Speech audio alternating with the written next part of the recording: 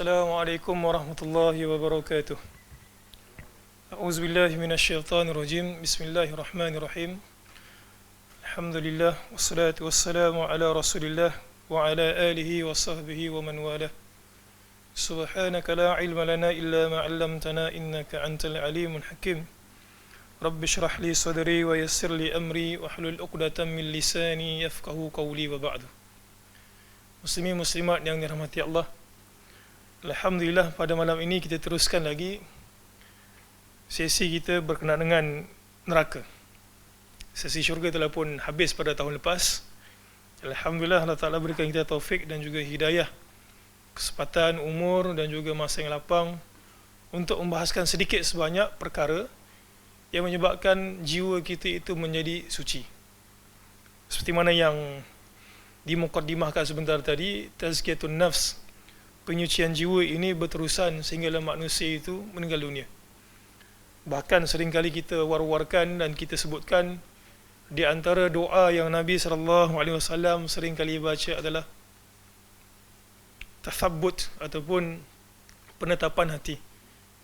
Seperti mana yang didoakan, Allahumma ya muqallibal qulub, wahai Tuhan yang membolak-balikkan hati, thabbit qalbi ataupun thabbit qulubana ala ta'atik, tetapkan hati kami di atas ketaatan kepadamu. Jadi alhamdulillah kita telah pun masuk ke bab yang berikutnya, bab tangisan dan jeritan ahli neraka, pada muka surat 143.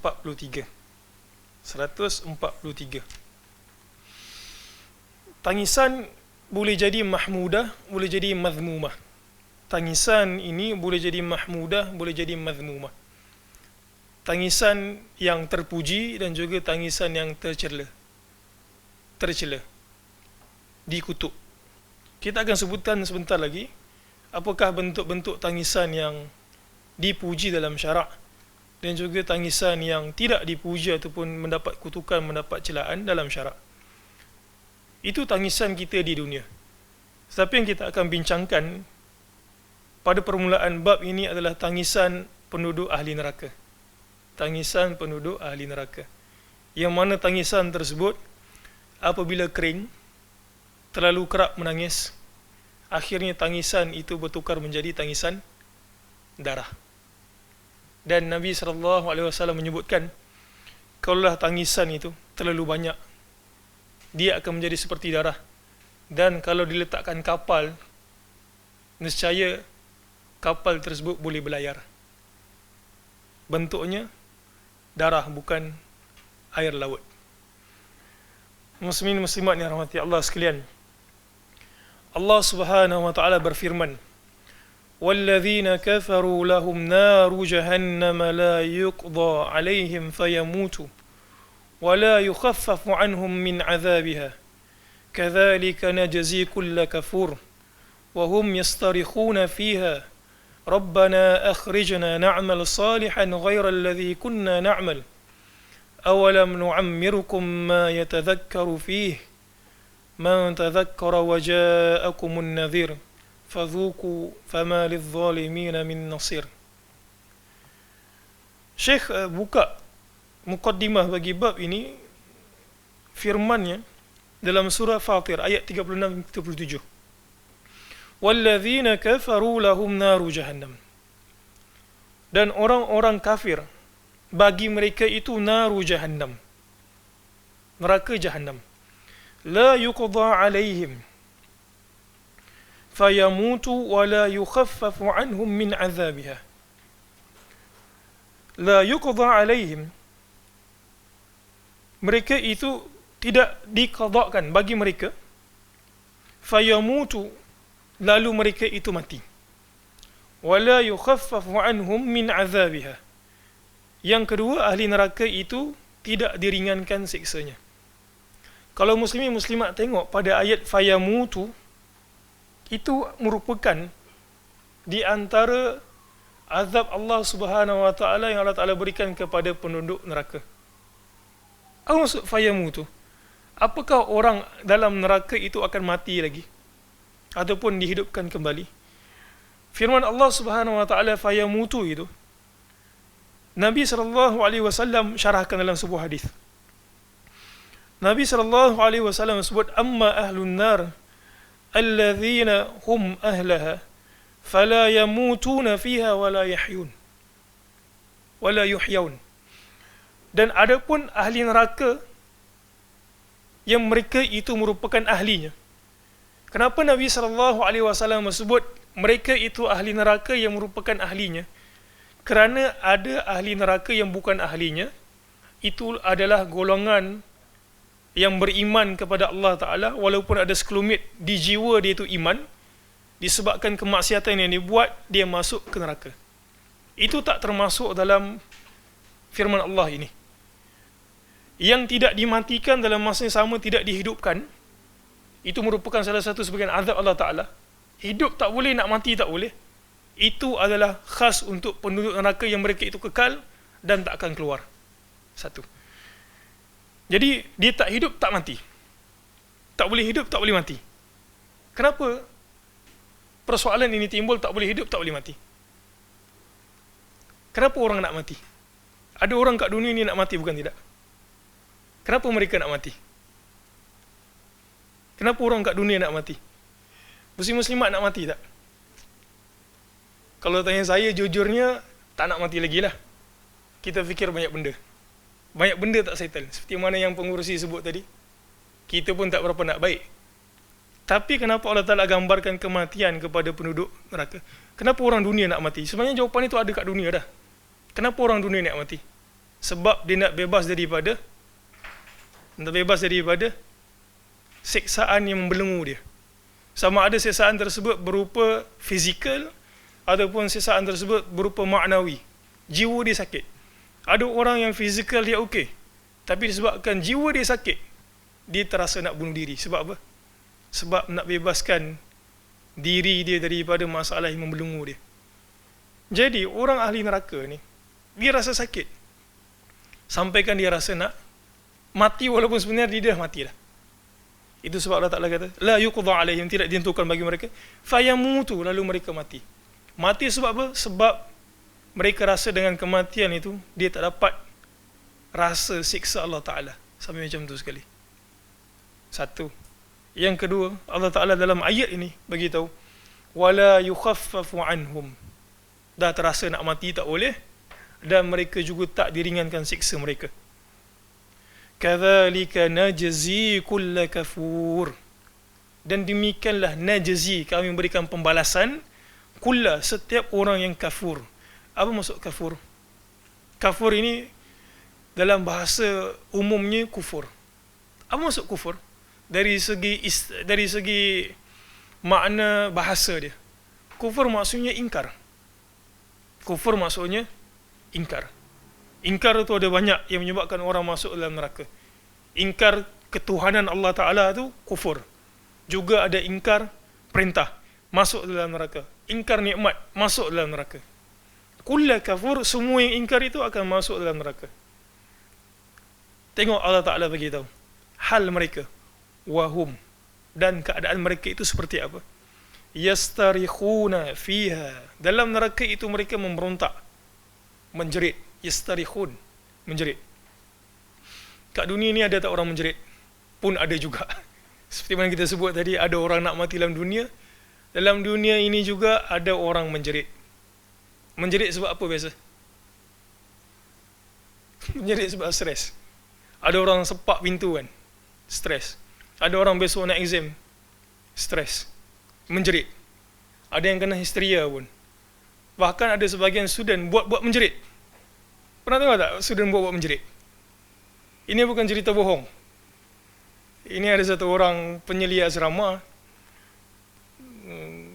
tiba-tiba dia bagi tahu kat kami, malam tu ada budak perempuan menjerit. Biasa kalau budak perempuan menjerit, kita buat apa? Kita jampi lah kan. Tapi masalah ustaz tu dah jampi dia, tak sembuh-sembuh kan. Akhir sekali, bawa pergi hospital. Bawa keluar asrama. Bawa keluar asrama, tiba-tiba budak tu senyum. Kenapa agak-agak budak tu senyum? Saat dia kata, saya sebenarnya bukan kena jin ataupun kena syaitan, tapi saya stres duduk asrama. Saya nak keluar, dia kata. Macam tu pun ada. Patut jampi, tak mau kan. Jin tak ada dalam badan dia. Pun ada juga. Tapi ini ahli neraka menjerit, yastarikhuna fiha. Apa jeritan batin ahli neraka? Dia kata, Rabbana akhrijna. Ya Allah, mintalah keluarkan kami. Akhrijna. Ahli neraka harap mereka boleh patah balik. Patah balik ni sebenarnya tak ada dalam dunia nyata. Itu cuma cerita dongeng dan juga cerita filem. Back to the Future kan. Kita tak pernah lah ada mesin masa yang kita boleh patah balik, yang kita betulkan keadaan. Benda tu tak ada. Bahkan dalam Quran dinyatakan. Dia kata, na'mal salihan ghairal ladzi kunna na'mal. Ahli neraka minta, dia kata, wahai Allah, keluarkan kami daripada neraka, kami janji tak buat lagi. Kami janji kami akan beramal dengan amalan yang kami tak buat dulu. Ada tak penyesalan yang kita buat kat dalam dunia ni? Ada. Dan seburuk-buruk penyesalan yang manusia itu boleh lakukan adalah dia masuk dalam neraka dan dia tak boleh patah balik. Allah Subhanahu Wa Taala berikan dia hujah. 2 hujah kenapa dia tak boleh keluar. Pada ayat berikutnya, itu hujah Allah Ta'ala kenapa engkau tak akan keluar dalam neraka ni. Engkau ahli neraka dan engkau akan kekal dalamnya. Dia kata, tengok hujah pertama. Awalam nu'ammirukum ma yatadhakkaru fi man tadhakkara wa ja'akumun nadhir. Ini 2 hujah Allah Ta'ala. Hujah pertama apa dia? Awalam nu'ammirukum. Apa maksud nu'ammirkum daripada perkataan umur? Bukankah kami berikan engkau usia, yang usia itu sepatutnya engkau ingat. Engkau tak ingat. Bagi orang ingat, ada yang ingat, tapi engkau tak follow mereka. Engkau ingkar. Para ulama bahaskan umur ini tahap dia yang mana yang Allah Ta'ala boleh maafkan. Ini kalau dia terlalai, dia terlupa, Allah Ta'ala still kata engkau okey. Perbahasan dia panjang, ada yang kata 17 tahun, ada kata 18 tahun. Kalau dia buat silap masa tu, Allah Ta'ala akan hujah dekat umur dia. Engkau dah sampai 17 tahun, engkau dah sampai 18 tahun, maka tak ada excuse kalau engkau buat salah. Engkau pergi bunuh orang, engkau akan dapat balasan. Para ulama berbeza pendapat. Ibnu Abbas kata 40 tahun dan kebanyakan bagi tahu 40 tahun. Ada yang kata 60 tahun, ada yang kata 23 tahun. Ala kulli hal, umur itu menjadi hujah bagi orang. Satu. Umur kita dihabiskan ke mana? Kita nak bagi tahu kan. Kita nak tanya diri kita. Jangan tanya orang lain dulu, kita tanya diri kita dulu. Hari ini aku buat apa? Cuba kita simak. Bangun pagi 6.30 tadi. 6.30 teruk sangat, 6.30 bangun. 5.30 bangun. Subuh sekarang pukul apa? 6 suku. Kalau kat IOA tu habis solat dekat pukul 7. Punya lah imam baca 6.50, 6.55 kadang. Tengok imam. Tengok kalau imam tu rasa macam naik share sikit, dekat pukul 7 habis. Sempat mandi. Kat tempat lain mungkin tak tahu. Tengok kan perjalanan hari kita tu. Kita mula dengan apa? Lepas tu kita buat apa? Allah Subhanahu Wa Taala akan tanya, awalam nu'ammirkum? Bukankah kami beri engkau umur? Patutnya umur itu dibikin apa? Dibikin modal untuk buat amal soleh. Tapi kau tak buat. Satu. Yang kedua, cuba muslim-muslimat tengok ayat tersebut. Waja'akum an-nadhir. Hujah kedua Allah Ta'ala bagi tahu, engkau telah pun didatangkan an-nadhir. Apa maksud an-nadhir? Pemberi peringatan. Dua-dua ini telah menjadi asbab sepatutnya engkau ingat ke aku, engkau tak ingat. Engkau patut beramal. Kan ada tazkirah, ustaz bagi tahu tazkirah. Mak bapak dia bagi tahu buat amal. Cikgu dia bagi tahu buat amal. Kawan-kawan dia bagi tahu buat amal. Tutup aurat, jangan buat benda-benda yang tak bagus. Itu sebenarnya semua hujah. Ada orang bila dengar, dia ego. Dia kata, saya tahu saya buat ni salah, tapi Tuhan Maha Penyayang, katanya. Bacakan ayat ni kepada dia. Fadhuku fama lidh-dhalimin min nasir. Allah Ta'ala beritahu fadhuku. Rasakan. Fama lidh-dhalimin, tidak ada bagi orang-orang yang melakukan kezaliman min nasir, daripada penolong. Orang buat kezaliman, dia boleh tolong kat dunia. Tapi bila engkau dah mati, engkau kekal kat situ, engkau tak akan ada penolong. Jadi ayat ini muslim-muslimat beritahu bahawa ahli neraka akan menjerit. Sekarang ni kita pun menjerit juga kan. Jerit sebab apa? Jerit sebab virus. Virus apa nama? Corona.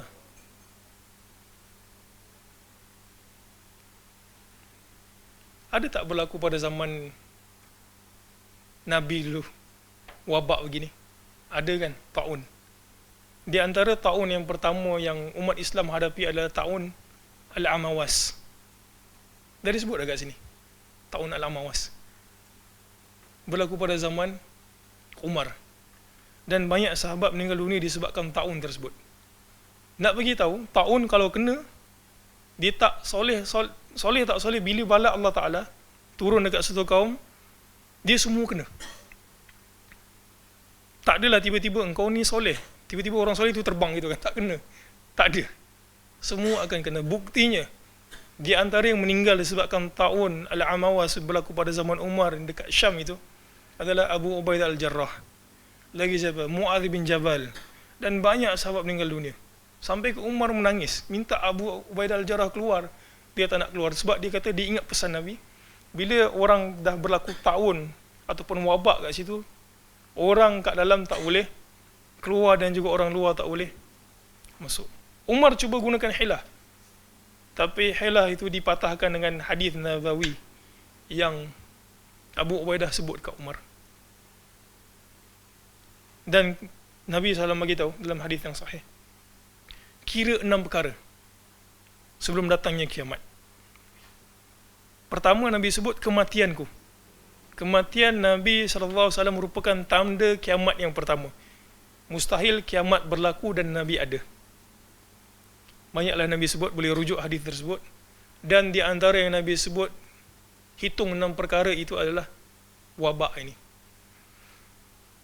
Dan kita tengok, baca berita, ada yang siap stres, tekanan sampai ada yang cabut mask doktor tu. Dia kata kalau engkau mati, kalau aku mati, kita mati sekali. You jump, I jump.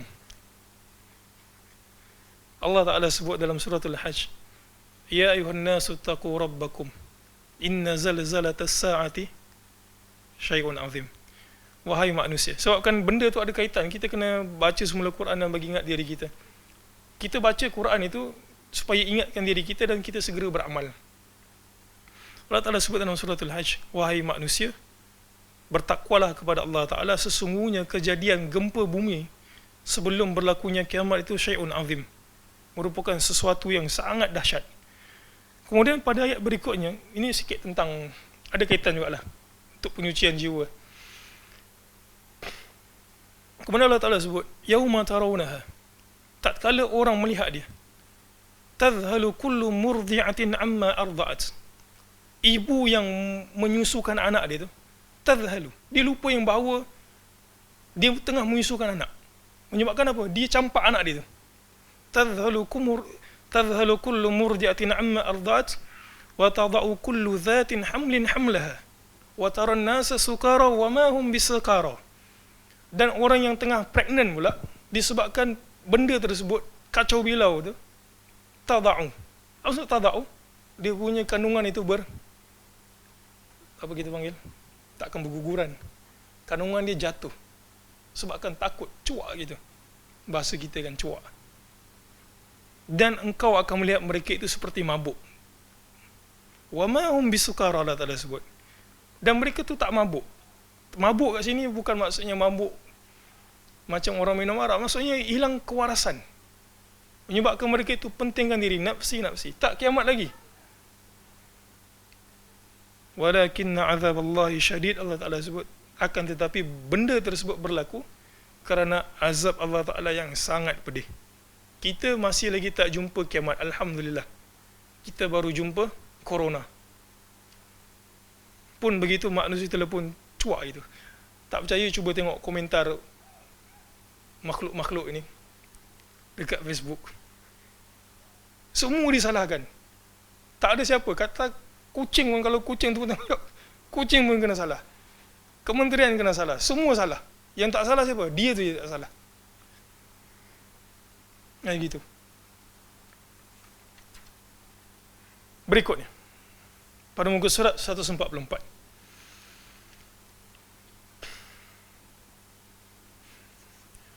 Ayat berikutnya pada surah Hud 106 ini, Allah Ta'ala nak beritahu, bukan setakat penduduk neraka itu menjerit, bahkan jeritan itu ada,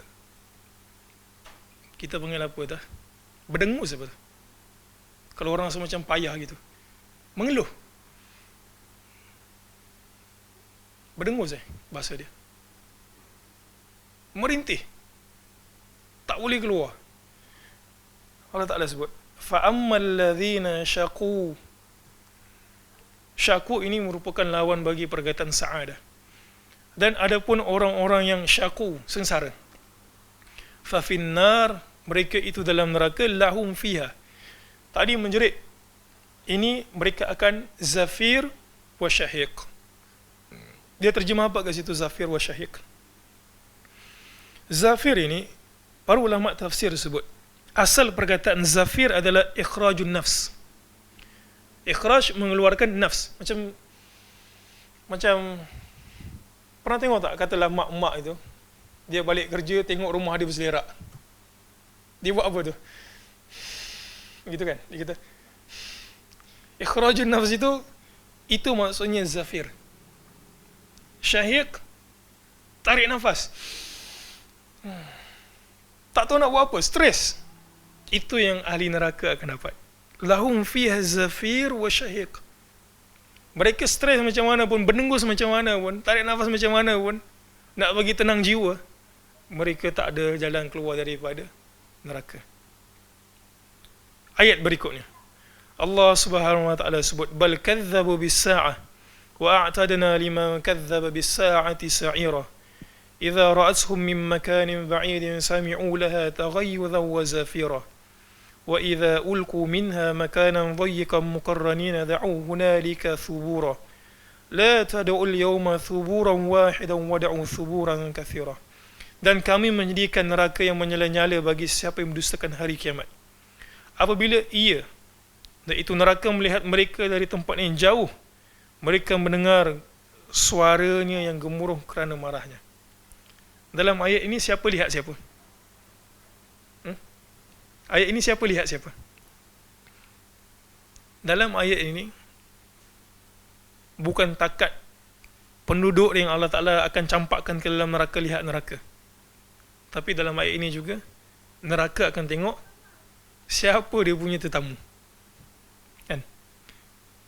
Bila neraka nampak tetamu dia, bukan tetamu sebenarnya, penghuni dia, neraka buat dia punya tu, buat apa dia? Buat dia punya macam super power tu, menyebabkan orang masuk dia rasa takut. Macam singa lah kan. Kita tengok singa rasa kecut perut. Betul? Kalau kita dengar singa tu mengaum, 2 kali kecut perut. Ini tengok neraka kecut perut. Neraka mengaum, dalam istilah gitu, gemuruh gitu, memberontak neraka tu. Lagilah orang nak masuk tu rasa kecut. Dan apabila mereka dilemparkan ke tempat yang sempit di neraka dengan dibelenggu, mereka di sana berteriak mengharapkan kebinasaan. Akan dikatakan pada mereka, janganlah kamu mengharapkan pada hari ini satu kebinasaan, melainkan harapkanlah kebinasaan yang berulang-ulang. Kenapa Allah Ta'ala sebut itu? Sebab engkau, bila engkau binasa, engkau akan kembali. Engkau binasa, engkau kembali. Hancur, datang balik. Hancur, datang balik. Hancur, datang balik. Kita akan bacakan nanti di mana orang yang hancur itu ada yang menjadi arang. Arang sampai Allah Ta'ala ada yang tinggal mukanya saja, dan dia itu penduduk syurga, Allah Ta'ala keluarkan dia. Arang, cuba bayangkan arang itu, tak ada nyawa, keluar. Jadi Allah Ta'ala bagi tahu, jangan harapkan satu je, minta banyak kebinasaan. Supaya apa? Engkau tak rasa sengsara. Muslimat dan rahmat Allah sekalian. Hadis ke-36. Abdullah bin Amr menuturkan, inna ahlan nari yad'una malikan fala yujibuhum 40 ama thumma yaruddu alaihim innakum makithuna bal thumma yad'una rabbahum fayaqulun rabbana akhrijna minha fa in udna fa inna zalimun qala khsa'u fiha wa la tukallimun. Hadis daripada Abdullah bin Amr ini, Nabi SAW gambarkan bagaimana penduduk neraka tahu yang dia tu tak boleh keluar neraka tapi still minta kepada Allah Ta'ala. Allah Ta'ala jawab tak? Allah Ta'ala jawab. Dan bila Allah Ta'ala jawab, ada masa Allah Ta'ala senyap. Kenapa tu? Jawab senyap. Sebab apa? Macam kita kat dalam dunia ni, kita minta ke ayah kita something. Katalah nak tak beli basikal. Tapi ayah kita tak jawab. Ada harapan tak tu? Ada harapan yang ayah tak jawab lagi kan? Kita tanya lagi. Ayah pun dia jeli macam tu aja. Dia tak jawab lagi. Ada tak harapan? Ada harapan. Bila kita putus harap? Bila kita minta kat parent kita? Bila dia mula bersuara, dia kata, no basikal. Bila dia sebut no basikal, maksudnya apa? Harapan tu tak ada. Jadi begitulah ahli neraka. Dia berharap. Tunggu 40 tahun. Allah tak jawab. Sampai Allah Ta'ala kata, engkau takkan keluar. Bila dia kata engkau takkan keluar, mati dalam kematian. Ahli neraka memanggil malaikat. Tetapi mereka tidak memenuhi panggilan mereka selama 40 tahun. Panggil. 40 tahun ni bukan 40 tahun dunia. Tapi 40 tahun akhirat punya kategori. Kemudian malaikat mengatakan, sesungguh kalian menetap selama-lamanya. Kemudian mereka mohon kepada Rabb mereka dengan ucapan, ya Rabb, keluarkan kami darinya. Jika kami kembali. Ni kenapa ni ayat ni? Sungguhlah kami orang yang zalim. Dia tindak jawab mereka seperti lama di dunia. Kemudian Allah Ta'ala berfirman, qala khsa'u fiha wa la tukallimun. Dia iaitu Allah berfirman, tinggallah dengan hina di dalamnya, janganlah kamu berbicara dengan aku.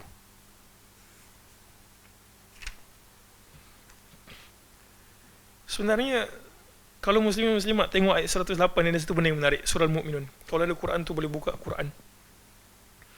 Sampai Allah Ta'ala bagi apa? Qala khsa'u fiha wa la tukallimun. Dia kata, engkau dulu kat dunia ni, kau jadi macam ni, sekarang kau jangan cakap dengan aku. Kenapa Allah Ta'ala bicara dengan ahli neraka seperti itu? Baik kita patah balik sedikit ayat dalam surah Al-Mu'minun. Allah Ta'ala sebut, innahu kana fariqum min ibadi. Allah Ta'ala buka cerita, sesungguhnya fariqum min ibadi, ada kelompok di kalangan umat aku, hamba aku, yaqulun rabbana amanna faghfir lana warhamna wa anta khairur rahimin. Allah Ta'ala mula cerita ni sebelum Allah Ta'ala beritahu ni. Dia kata ada di kalangan hamba aku ni selalu minta ke aku. Dia kata apa? Rabbana amanna, ya Allah, kami beriman kepadamu. Faghfir lana, ampunkanlah kami. Warhamna, rahmatilah kami. Wa anta khairur rahimin, dan engkau merupakan sebaik-baik yang memberikan rahmat. Tapi ada orang tak minta doa ni ke Allah Ta'ala. Patut dia minta kan kat dunia, tapi dia tak minta kat dunia. Bahkan apa dia buat? Fattakhadhtumuhum sikhriya. Dia buat apa tu? Dia sukhriya. Apa maksud sukhriya? Dia apa tak istilah bahasa Melayu dia?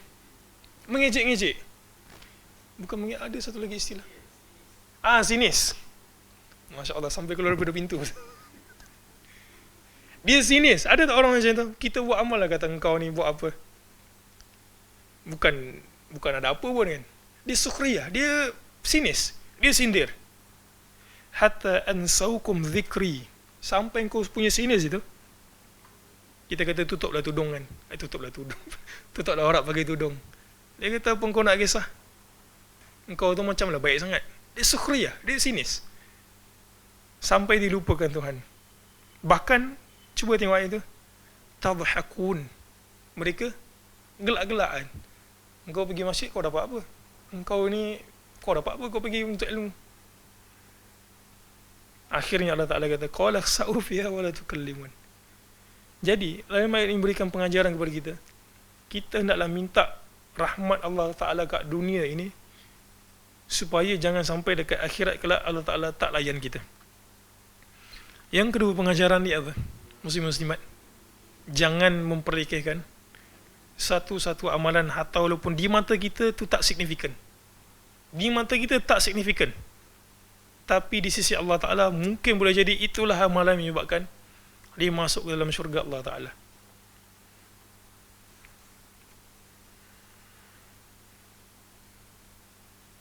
Kemudian qala, kita sambung hadis itu, fa wallahi ma labasal qaumu ba'daha bi kalimatin wa ma huwa illa az-zafir wa shahiq illa az-zafir wa shahiq fi nar jahannam fashabbaha aswatahum bi aswatil hamir awwaluha zafirun wa akhiruha shahiq. Kemudian kaum itu berputus asa, tidak ada yang boleh dilakukan kecuali mengeluarkan nafas dan menariknya, merintih. Engkau hina orang kat dunia, akhirnya engkau akan dapat. Bak kata orang, what you give, you get back. Akhirnya dia kat dalam neraka pula akan ditertawakan. Bahkan Allah Ta'ala kata, jangan cakap dengan aku, jangan minta.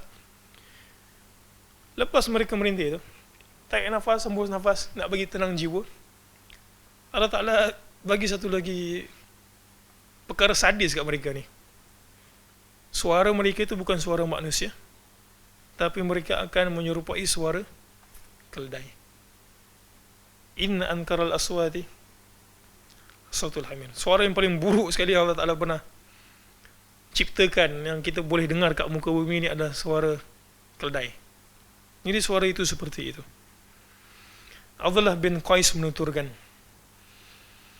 inna ahlan nar la yabquna fin nar hatta law ujriyat as-sufun fi dumu'ihim la jarat wa innahum la yabquna ad-dam. Allahu akbar. Ahli neraka benar-benar menangis, dah tak boleh keluar, nangis, sehingga jika perahu-perahu dijalankan pada air mata mereka. Banyak tak banyak tu, takat satu baldi tak berjalan kapal. Betul? Takat satu kolam renang boleh berjalan kapal? Tak berjalan kapal. Kita tak tahu betapa banyaknya ahli neraka itu merintih, menangis. Sampaikan rintihan mereka itu, mereka punya tangisan itu boleh menggerakkan kapal. Nabi kata, lau ujrid as-sufun, kalau dibelayarkan as-sufun, kapal itu, fi dumu'ihim la jarat, nescaya kapal itu boleh berlayar. Nak kata banyak menangis. Wa innahum la yabquna ad-dam. Plus air mata mereka itu bukan air mata air, tetapi air mata darah. Muslim muslimat yang dirahmati Allah sekalian, seperti mana yang saya sebutkan tadi, dalam dunia ini kita boleh menangis. Bahkan sebahagian salaf suka untuk orang itu menangis. Menangis ada dua kategori. Ketika baca Quran, ada dua kategori. Kategori dia apa? Satu kategori mahmud, satu kategori yang dipuji, menangis. Apa kategori dipuji ini ketika menangis? Bila dia teringat dosa. Bila dia baca Quran, dia lalu azab Allah Ta'ala, ayat yang menceritakan tentang azab, dia menangis. Itu kategori yang dipuji. Kategori kedua, yang menangis yang tak dipuji, maksudnya dicela, mendapat kutukan, ada beberapa. Di antaranya adalah tangisan yang tidak perlu untuk ditangisi, tangisan yang tidak membawa makna. Ada orang pasukan bola sepak dia kalah, menangis. Dulu ada artis bunuh diri, mati, menangis. Yang menangis itu bukan yang pakai salib, yang pakai tudung pun ada yang menangis. Itu tangisan yang dicela. Apa lagi tangisan yang boleh menyebabkan manusia ini menangis? Wah, macam pengalaman. Apa dia? Putus cinta, tak boleh move on. Saya tak boleh move on lah.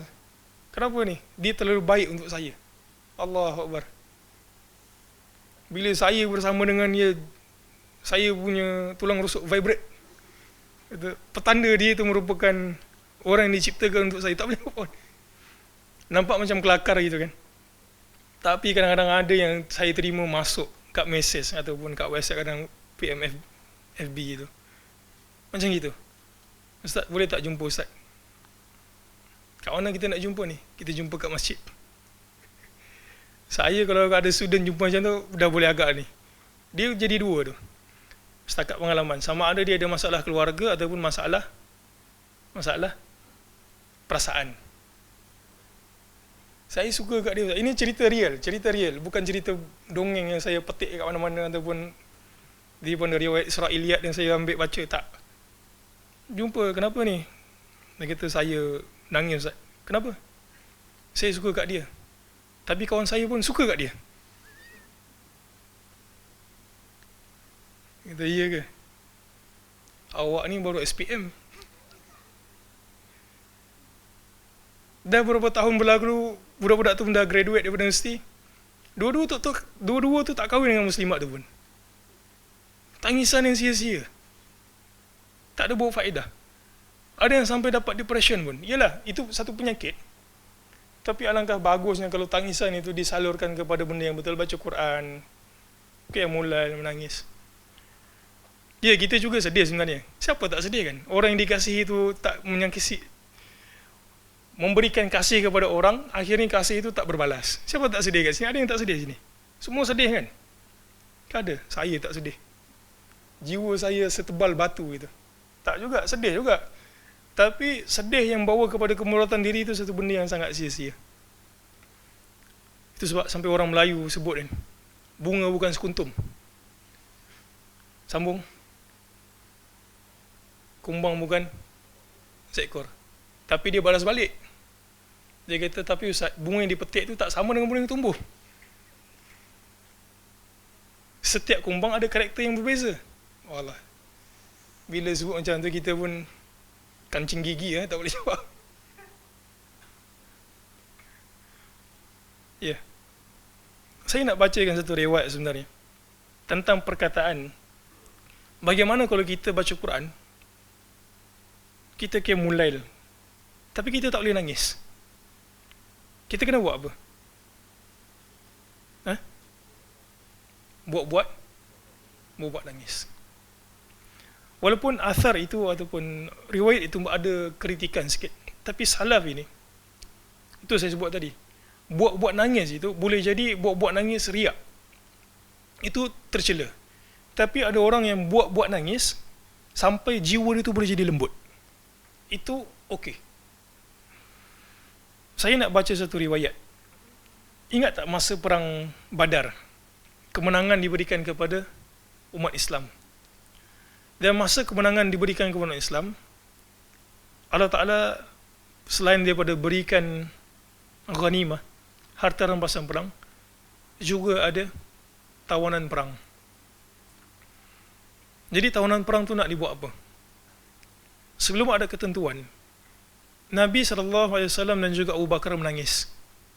Kenapa mereka menangis? Sebab yang ditawan itu adalah saudara sendiri.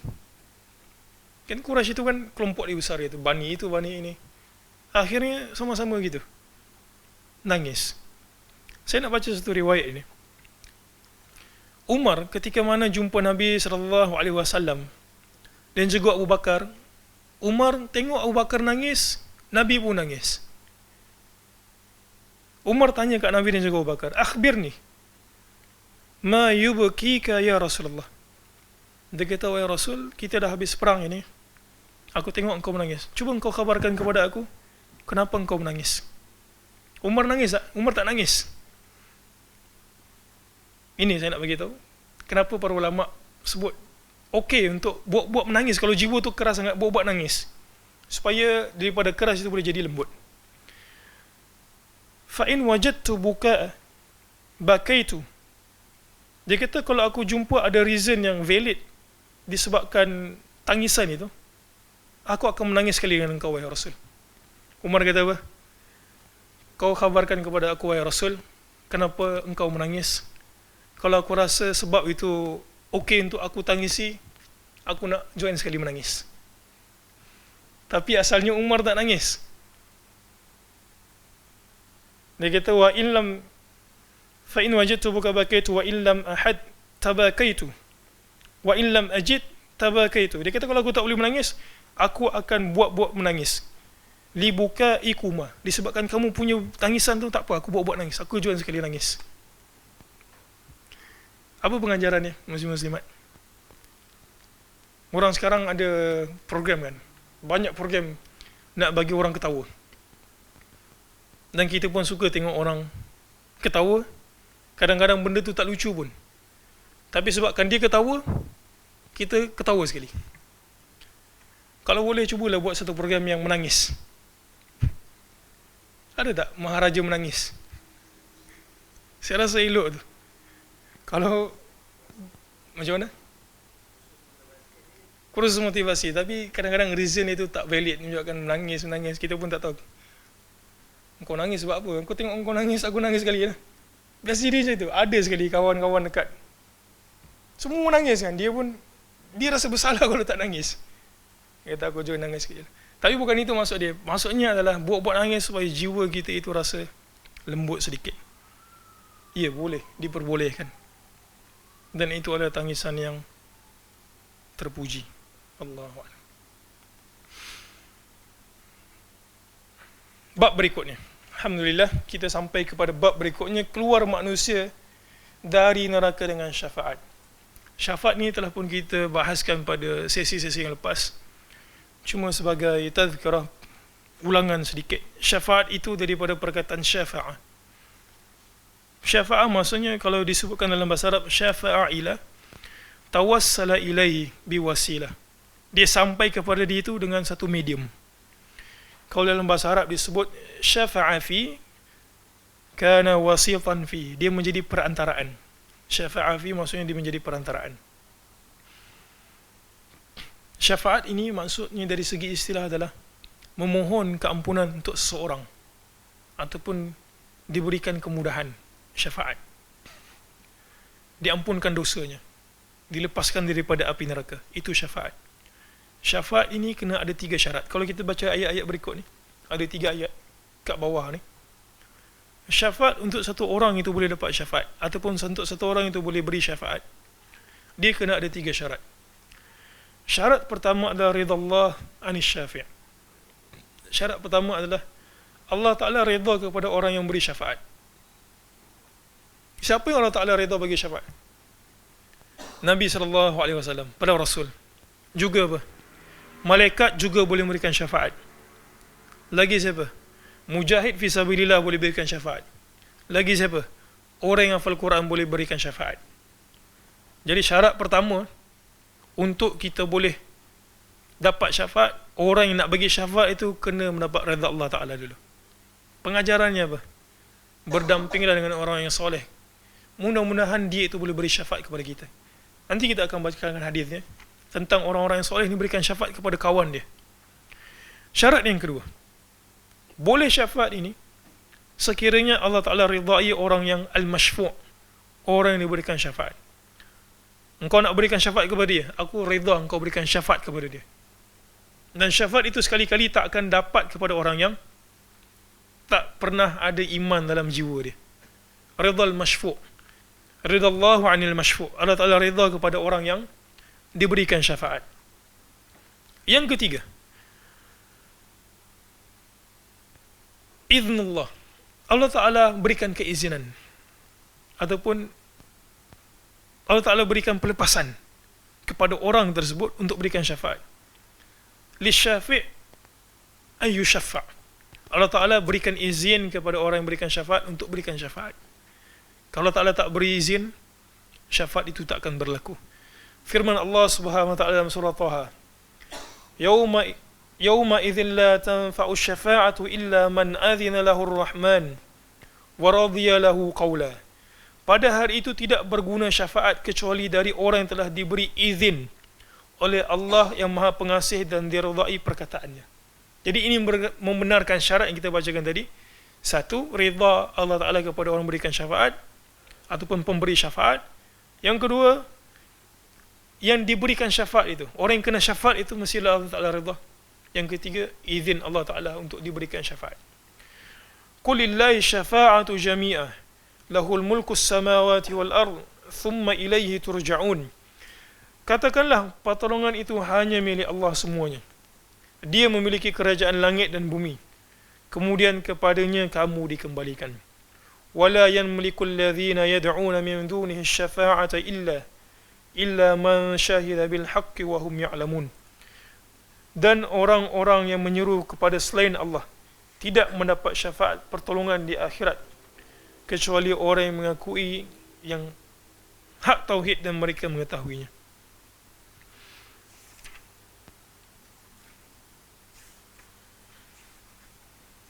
Saya sebenarnya nak sampai kepada hadis ke-42 tu, muka surat 150. Hadis tu panjang sebenarnya. Jumpa tak hadis tu? Ini menarik ni hadis ni. Dan juga penghujung dia. Sukhriyah ni, sinis ini. Sinis yang kita baca tadi tu, sinis tu. Sukhriyah tu. Bukan takat jadi kat dunia tau. Bahkan sinis itu juga berlaku dekat akhirat. Disebabkan sinis ahli neraka kepada orang yang ada iman sikit ke hati dia, dia buat sinis. Dia kata, apa kau boleh buat dengan kau punya ibadah ni? Akhirnya kau masuk neraka juga. Allah Ta'ala dengar perkataan orang yang menyindir. Akhirnya Allah Ta'ala apa? Keluarkan orang yang disindir tadi itu. Rasa tak sempat? Sempat deh? Sempat, panjang tu.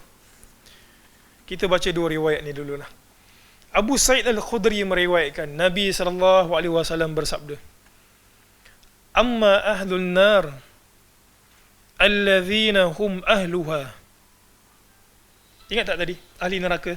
Kita beritahu ada dua kategori. Kategori pertama yang dia memang tu confirm tak boleh keluar daripada neraka. Itu satu kategori. Ini Nabi kata apa? Fa innahum la yamutuna fiha wala yahyaun. Mereka ini tak mati tak hidup, seperti yang kita bahaskan tadi. Walakin nasun asabathumun nar bidhunubihim. Tapi ada manusia kategori kedua, dia masuk neraka, dia beriman kepada Allah Ta'ala, tapi disebabkan timbangan amalan itu, bila ditimbang, kejahatan, keburukan lebih buruk ataupun lebih banyak daripada kebaikan, dia masuk neraka. Bidhunubihim aw qala bi khatayahum fa amatahum imatatan hatta idza kanu fahman. Allah Ta'ala matikan, dia mati juga imatatan, dengan sebenar-benar kematian.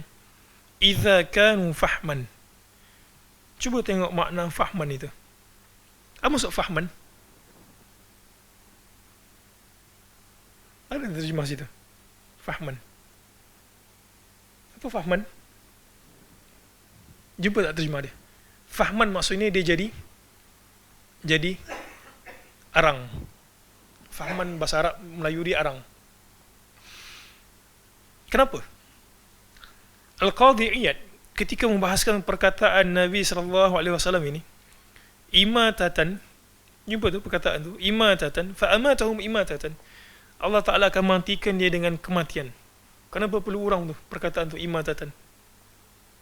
Dalam bahasa Arab ini kita panggil apa ni? Bahasa Arab kita panggil apa?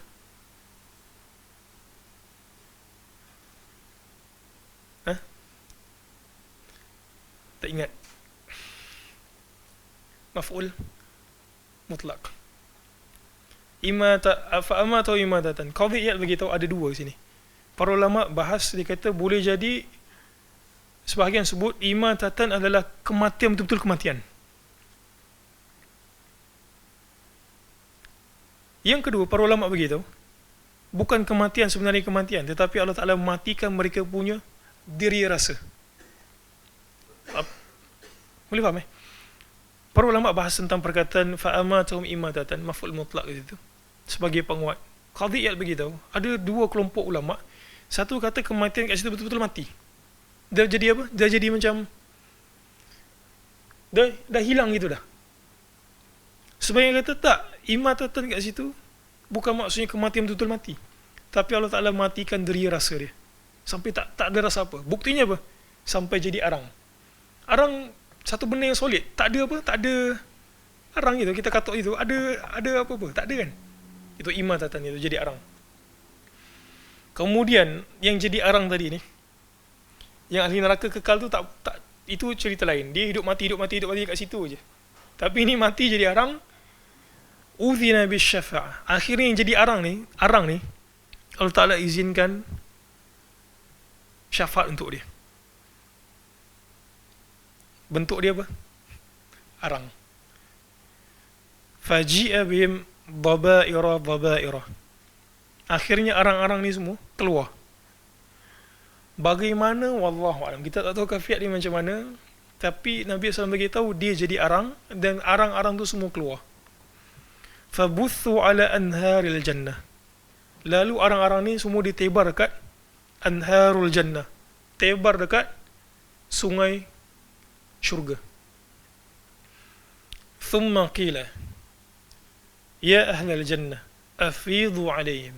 Kemudian Allah Ta'ala bagi tahu dekat penduduk syurga, wahai penduduk syurga, siram dekat arang-arang ni semua air. Fayanbutuna nabatal hibbah takunu fi hamilis sail. Lalu mereka itu fayanbutuna nabatal hibbah, dia jadi macam apa hibbah tu? Dia panggil apa? Hibbah. Sebelum tumbuhan tu tumbuh. Benih, jadi benih. Kita pernah sebutkan dulu, kenapa, apa signifikan dia itu diletakkan kat sungai? Apa signifikannya? Kita bagi tahu dulu. Tumbuhan ni subur kat mana? Tepi sungai. Jadi Allah Ta'ala letak arang-arang ni semua dekat tepi sungai, akhirnya dia tumbuh. Hamilis sail. Akhirnya tumbuhlah mereka seperti tanaman kecil. Itu permulaan orang dapat syafaat tu, jadi pada arang rentung, kemudian diletak dekat tepi sungai, siram, kemudian dia hidup. Kemudian yang terakhir pada malam ini 40, mungkin tak sempat 42. Minggu depan insya-Allah tak ada, ataupun minggu satu lagi. Sayakhruju nasun minan nar qad ihtaraku wa kanu mithla al-humam. Orang akan dikeluarkan daripada, dia typo kat situ, bukan neraka. Agaknya mungkin masa dia tengah ngantuk kot. Orang Negeri Sembilan panggil neraka tak ada kan? Neraka kot. Dalam keadaan telah terbakar. Al-humam. Mereka sudah seperti lahar. Thumma la yazalu ahlul jannah yarushuna alaihimul ma'. Kemudian ahli syurga pun yarushu, menyimbah air kepada mereka sehingga mereka tumbuh. Yanbutuna nabatal ghutha fis sail. Seperti mana tumbuhan buih di aliran air. Nak kata tumbuh mekar macam itu banyak tiba-tiba. Akhirnya mereka akan masuk ke dalam syurga. Muslim-muslimat, insya-Allah pada sesi yang akan datang kita akan baca riwayat yang begitu panjang tentang kepentingan memilih kawan. Banyak kali disebut pilih kawan. Jangan sampai kita salah pilih menyebabkan kita mati dalam keadaan kelompok itu.